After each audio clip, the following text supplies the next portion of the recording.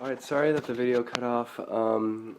As I was saying, I was describing the situations wherein actually, communicatively, it's possible to say that one should not be moral. In other words, one can get out of moral systems. And what I was talking about was the example of Nietzsche, and I was comparing him to Kierkegaard.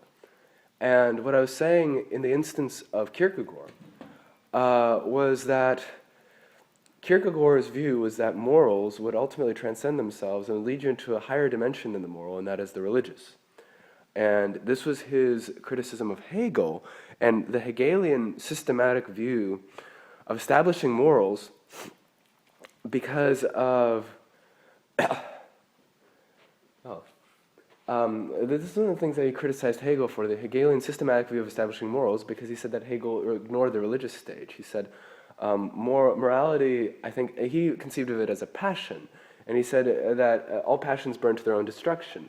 In other words, morals naturally will amalgamate and accumulate and contradict one of them, contradict themselves and each other. And the person who's living a stifled moral life, who's dogmatically moral to an extreme, will tend to be bothered by this paradox that sometimes things don't work out that way.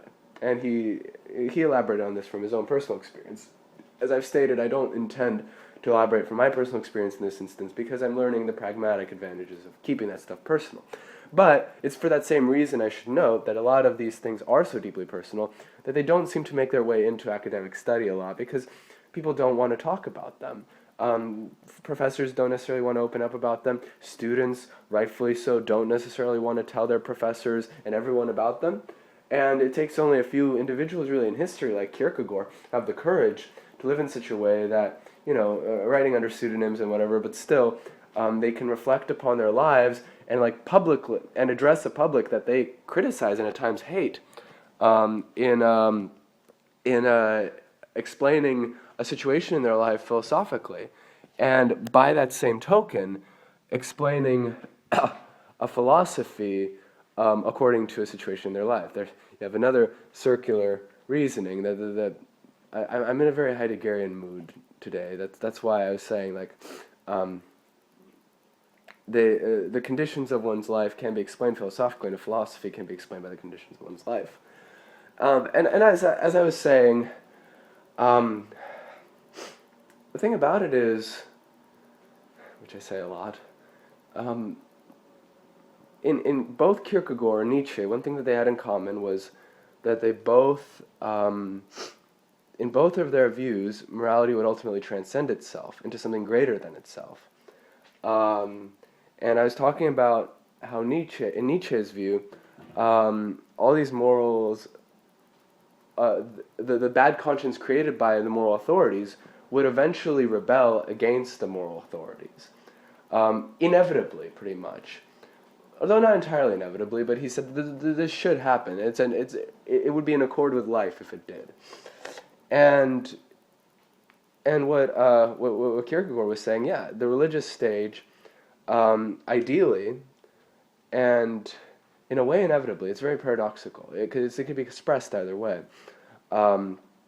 But if all goes well, then inevitably these moral imperatives would be used to they'd be suspended temporarily, and they'd be violated.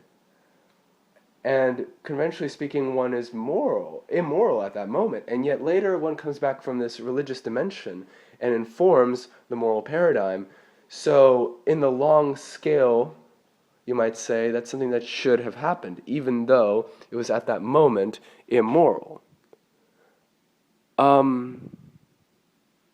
me just check really quickly to make sure that everything's okay with my video. Okay. So, what we have here are two philosophies wherein should is conceived of as a reaction to a moral authority. In Kierkegaard's view, it would be the society, I guess. But especially in Nietzsche's view, it would be a reaction to the people in power. like I said, should is not just a statement, an assertion of morality, it's a reaction to morality. It's cyclical. And these imperatives, these impulses that are in some way conditioned and in some way natural, these can be used, though, to destroy the paradigms that establish them and to transcend them. And in that case, should is something separate from morals.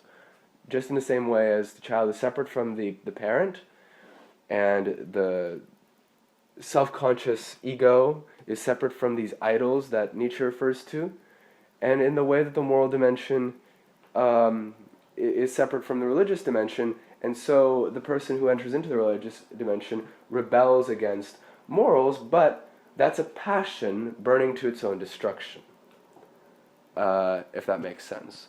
Using morals in a Deleuzian way to get out of morals.